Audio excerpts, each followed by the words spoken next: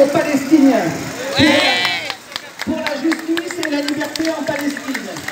Alors je vous invite à tous venir de ce côté-là, si vous voulez bien, pour qu'on soit nombreux, que les gens nous voient, y compris des deux côtés de la rue par lesquels ils arrivent. Nous sommes là aujourd'hui. Venez par ici s'il vous plaît, tout le monde.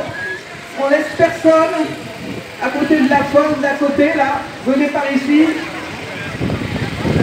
Voilà.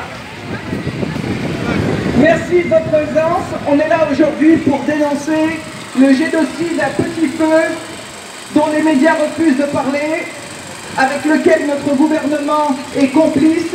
Vous avez vu que mardi, Macron a déroulé le tapis rouge au fasciste Yair Lapid, le nouveau premier ministre israélien, présenté comme soi-disant du centre, alors qu'il est tout à fait à l'extrême droite comme les gens avec lesquels il gouverne, et qui a cautionné la colonisation, les massacres à Gaza, et le feu vert, la carte blanche qui est donnée à l'heure actuelle à l'armée d'occupation israélienne de tuer autant de jeunes Palestiniens que possible.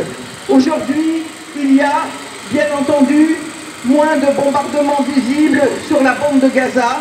Israël craindrait que, bien entendu, les gens fassent le rapprochement entre ce que la Russie fait en Ukraine et qui fait hurler et qui fait prendre des sanctions qu'on ne prend pas contre Israël. Donc, pour le moment, bien entendu, Israël a resserré encore plus le ghetto de Gaza, étreindre un peu plus les 2 300 000 hommes, femmes et enfants qui sont dans ce grand camp de concentration, sans eau potable, sans électricité et sans médicaments, soins. Et de plus en plus avec des difficultés au niveau nutrition, puisque les subsides de l'UNRWA, l'Office pour les réfugiés des Nations Unies, a de plus en plus de mal à soutenir la Palestine, étant donné qu'il y a un certain nombre de pays, à commencer les États-Unis, ont retiré leurs fonds. Donc il est de plus en plus important que nous, citoyens, nous réagissions et nous montrons notre solidarité avec la Palestine. Je le redis, c'est un véritable génocide en Cisjordanie, c'est-à-dire Gaza et toute la Cisjordanie occupée, des Palestiniens. Plus ils sont jeunes et plus ils se font tuer, blessés, emprisonnés, torturés. Vous avez des photos de chaque jour un jeune Palestinien tué pendant une manifestation ou pendant un raid militaire des escadrons de la mort israéliens. Et vous avez dans les prisons des gens qui sont en grève de la faim et qui sont depuis plus de 3 mois, comme Raed Ryan, sans manger et dans un état de santé préoccupant. Et je laisserai tout à l'heure Karine nous parler des prisonniers. Mais là, je voudrais vous dire que vraiment, plus que jamais, le boycott d'Israël et de tous ses produits est un devoir. C'est la société civile palestinienne qui nous le demande. Nous ne pouvons pas attendre de nos dirigeants, de nos gouvernants, aussi bien occidentaux que certains régimes arabes, comme vous l'avez vu, de soutien réel aux Palestiniens. Donc il faut faire comme pour l'Afrique du Sud de l'apartheid. C'est à nous, hommes et femmes de conscience dans le monde, de montrer que nous soutenons la Palestine et de considérer Israël comme un paria, c'est-à-dire comme on l'a fait pour l'Afrique du Sud de l'apartheid, comme nous l'avait demandé Mandela. Donc, aujourd'hui, je vous remercie de votre présence. Je sais que ce n'est pas évident, un vendredi en fin de journée. Il y a des gens qui ne sont pas encore sortis du travail, mais il faut absolument informer les gens, parce qu'ils ne le sont pas suffisamment, sur la progression de la colonisation, la manière dont on vole les terres et l'eau des Palestiniens. Vous avez vu ce qui se passe par exemple à Massafar Yatta, où il y a 10 000 Palestiniens, c'est au sud d'Hébron, qui sont en train de se faire expulser pour mettre quoi à la place? Un champ de tir israélien, un champ de tir militaire, c'est-à-dire expulser des gens pour pouvoir s'entraîner à leur tirer dessus. C'est quand même assez extraordinaire. Et ça, c'est l'atrocité même de l'occupation et de la colonisation. Donc on y reviendra tout à l'heure, à la torture des enfants et à tout ce qui se passe et qu'on ne nous dit pas donc, dans les médias. Et donc vous avez vu les affiches qui sont aussi bien suspendues ici que autour de notre stand, où je vous invite tout à l'heure à aller prendre de la documentation. Et je reviendrai sur qu'est-ce qu'il faut boycotter, qu'est-ce qu'il est facile de boycotter pour justement sanctionner le régime d'apartheid israélien alors que notre gouvernement ne veut pas le faire. Donc je vais demander alors on va faire d'abord quelques slogans, n'est-ce pas, si vous voulez bien. On va dire halte au génocide du peuple palestinien et halte au génocide du peuple palestinien et halte au génocide du peuple palestinien et halte au génocide du peuple palestinien et halte au génocide du peuple palestinien. Israël assassin, la France complice. Israël assassin, la France complice. Israël assassin, la France complice. Israël assassin, la France complice. Israël assassin, Macron complice. Macron. Et vive la résistance Macron du peuple complice. palestinien. Et vive la résistance du peuple palestinien. Et vive la résistance du peuple palestinien. Et vive la résistance du peuple palestinien. Et vive la résistance du peuple palestinien. Et vive la résistance du peuple palestinien. Et vive la résistance du peuple palestinien. Palestine vivra, Palestine vaincra, Palestine vivra, Palestine vaincra, Palestine vivra, Palestine vaincra, Palestine vivra, Palestine vaincra, Palestine vivra, Palestine vaincra. Alors est-ce que Karim est là? Est-ce qu'il veut bien nous dire quelques mots sur la situation des prisonniers politiques palestiniens? Bonjour, je prendrai la parole concernant la situation des prisonniers palestiniens et donc les nouvelles. Je commence. Saadi est Matar, une palestinienne de 68 ans. Elle est morte samedi à la prison de Zamon en Israël. Cette mère de 8 enfants, qui habitait près d'Hébron, avait été arrêtée près de la mosquée Ibrahim à Hébron du coup. Et elle est accusée d'avoir eu, comme tous les détenus palestiniens, d'avoir eu l'intention d'attaquer les colons. Bien que souffrant de diabète, elle n'a pas été prise en charge médicalement et a souffert de multiples complications. C'était la plus âgée des prisonnières palestiniennes et s'est déplacée en fauteuil roulant dans les cellules. Sa mort a provoqué donc une très grande colère en Palestine occupée.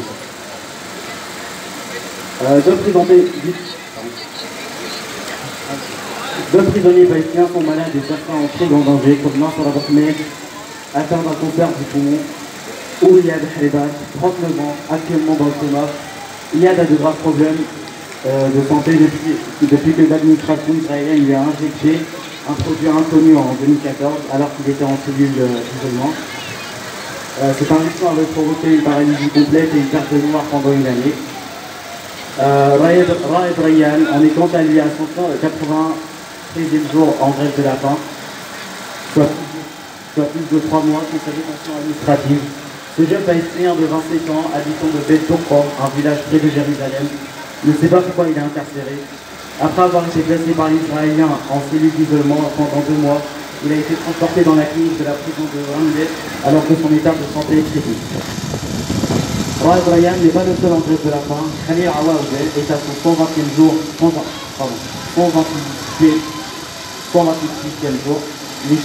Il devait pouvoir se libérer le dimanche 26 juin. Il devait pouvoir se libérer le dimanche 26 juin. Il a appris cette nouvelle, puis trouvé dans le coma après 100 jours en grève de la faim. Pendant qu'il est inconscient, ses avocats apprennent qu'il ne va pas être libéré et que sa détention administrative est prolongée.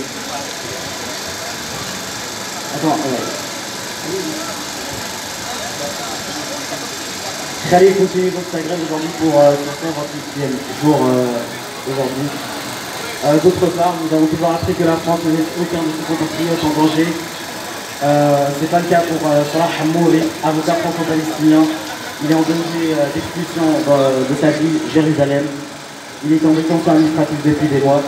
Emmanuel Macron a reçu mardi le nouveau Premier ministre israélien à l'Élysée. On a appris que par cette visite que la torture d'un Français est moins importante que la sécurité d'Israël et le terrorisme aux frontières, le nucléaire et l'Ukraine. Il n'a pas ouvert le sujet concernant Salah Hamouri, qui est en détention administrative, qui risque de se faire prolonger comme toutes les détentions administratives. Merci beaucoup Karim. On va d'ailleurs reparler de Salah Hamouri. Si Warda veut bien venir prendre la parole, je rappelle ce qu'est la détention dite administrative, c'est-à-dire que Israël maintient plus de 600 prisonniers palestiniens sans inculpation, sans jugement et sans information sur la date à laquelle ils seront libérés. C'est totalement arbitraire, c'est illégal, c'est contraire à toutes les conventions internationales et personne dans nos gouvernants ne dit rien.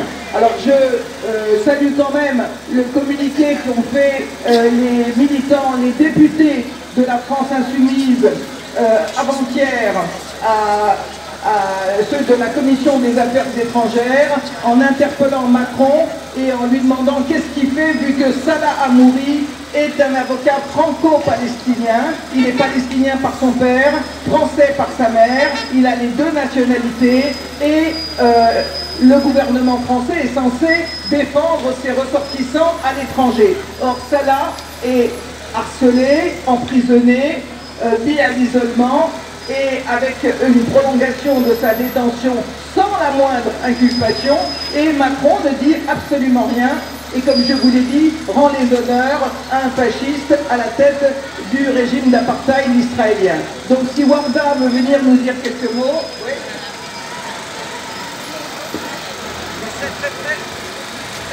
Oui. Bon, alors le sujet de Salah Hamouri a bien été abordé déjà. On n'entend pas? Oui. Alors effectivement, Salah Hamouri est avocat, défendeur des droits humains et en l'occurrence des prisonniers palestiniens. Depuis l'âge de 17 ans, et ça fait 20 ans que ça dure, il est harcelé par les autorités israéliennes sans aucune raison. Il a fait 9 ans de prison et de va-et-vient, et actuellement il est détenu sans charge, sans inculpation, sans procès, dossier secret, les avocats n'ont pas accès, il est là et il attend le bon vouloir des autorités israéliennes. Alors j'ai quelques nouvelles fraîches de Salah. Il est dans une cellule avec 8 détenus. C'est à peu près ce qui se passe avec tous les autres Palestiniens. Il a droit à une visite par mois. Bon, c'est presque rien. Voilà. Et quant à sa santé, ben, il va bien, comme on peut aller quand on est prisonnier. Néanmoins, il a le moral. Il est debout et il le restera. Et ce qui l'aide à tenir, c'est bien notre solidarité. Il le sait et ça lui donne de la force. De toute manière, Salah Hamouri avait dit « Je préfère mourir debout que de vivre à genoux. Le peuple palestinien vivra debout et libre sur sa terre. »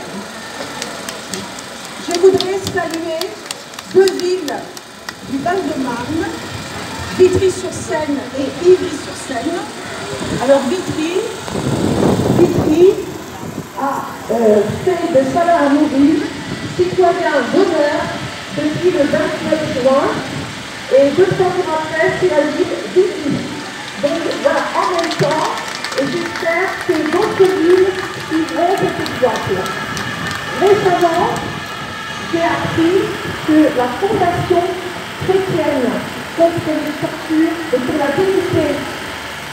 dignité humaine a donné son prix annuel pour 2022 à Salah Hamouri. Ces temps forts de solidarité ont pour raison d'interpeller le gouvernement français pour qu'il réagisse. Ça suffit d'ignorer, de regarder ailleurs. Israël est un État d'apartheid qui ne respecte pas les droits internationaux en l'occurrence. Nous attendons de notre gouvernement qu'il réagisse dans la situation de Salah Hamouri. Voilà. Palestine vaincra. Palestine vivra. Palestine vaincra. Libérez Salah, libérez la Palestine, libérez Salah, libérez la Palestine, libérez Salah, libérez la Palestine, libérez Salah, libérez la Palestine, libérez Salah, libérez la Palestine, libérez. Je vais demander à Monseigneur Jacques Gagnon, qui nous fait une fois de plus le plaisir et l'honneur de sa présence aujourd'hui, puisqu'il soutient de manière permanente, constante et déterminée la cause palestinienne, le droit, la justice, de venir donc nous dire quelques mots.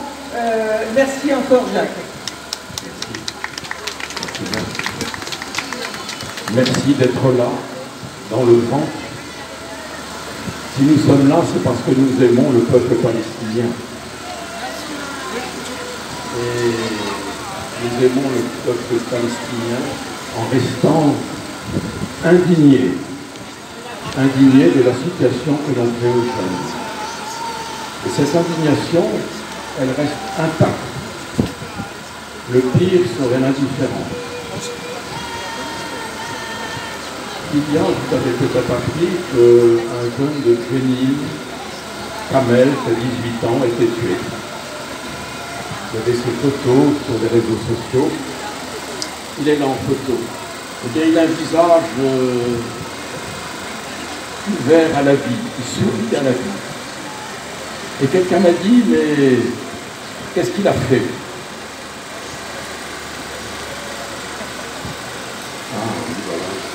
Vous voyez son visage, il sourit à la vie. Et on m'a dit, qu'est-ce qu'il a fait? Est-ce que c'est un terroriste? Alors je lui ai dit, si l'intéressé pouvait te répondre lui-même, il te dirait, tu vois, je suis ton frère. Il ne le savait pas. Et je crois que c'est une belle réponse que l'on peut donner. Ce ne sont pas des terroristes, ce sont des frères. Et on ne les connaît pas. Alors,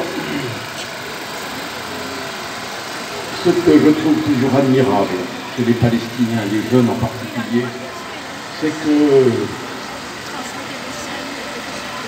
ils sont toujours, ils se battent et ils luttent sans s'arrêter, sans baisser les bras. Il y en a un qui meurt, il y en a un autre qui prend la place. Il y en a un qui est blessé, il y en a un autre qui vient et qui prend aussi la place. Ça n'arrête pas. On n'arrête pas cette contestation. Et quand on pense à toutes ces années, et tous ceux qui ont été morts, blessés, handicapés à vie, prisonniers, on dit mais comment ça se fait qu'ils tiennent? Et le peuple palestinien et les familles, malgré leur douleur, savent que les souffrances ne sont pas inutiles, ces morts ne sont pas vaines, et qu'on veut la libération de leur pays, et ils l'obtiendront. Alors, je vous invite à admirer ces jeunes de Palestine qui n'ont pas peur, qui vont au-devant, qui veulent la libération de leur pays. Et quand il y en a un qui meurt, un autre arrive, un pour un. Et ça n'arrête pas. Eh bien, soutenons-les.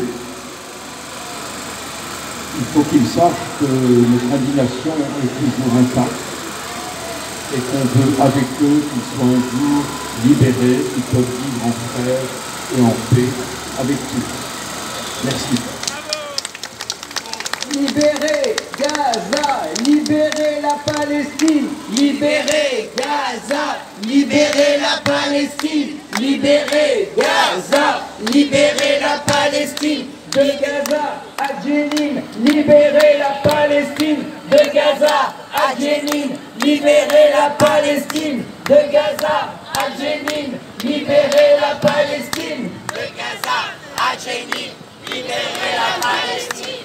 Condamnez l'occupant, libérez les résistants. Condamnez l'occupant, libérez les résistants. Condamnez l'occupant, libérez les résistants. Condamnez l'occupant, libérez les résistants. Condamnez l'occupant, libérez les résistants. Les Palestiniens ne partiront pas, ils sont chez eux, dans leurs droits.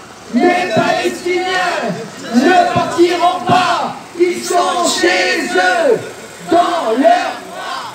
Les Palestiniens ne partiront pas, ils sont chez eux, dans leurs droits. Les Palestiniens ne partiront pas, Ils sont chez eux. dans leurs droits. Et nous sommes tous des Palestiniens et des Palestiniennes. Nous sommes tous des Palestiniens et des Palestiniennes. Nous sommes tous Des Palestiniens et des Et Palestiniennes. alors, Jacques a parlé de ces jeunes, et j'ai toutes leurs photos, leurs noms ici, et j'aimerais qu'on leur rende un hommage, qui ont été en l'espace d'une semaine, parce que c'est tous les jours, qui ont été exécutés, parce qu'il n'y a pas d'autre mot. Comme a dit Jacques Gaillot, ils n'avaient rien fait. Ils avaient manifesté éventuellement contre l'occupation ou la colonisation, mais c'est souvent lors de raids militaires que lâchement les escadrons de la mort israéliens s'infiltrent dans les camps de réfugiés et exécutent des jeunes dans la fleur de l'âge. Et de la même manière que nous rendons hommage aujourd'hui à Razan Kanafani, le grand écrivain, romancier et également journaliste palestinien qui a été assassiné par le Mossad à l'âge de 33 ans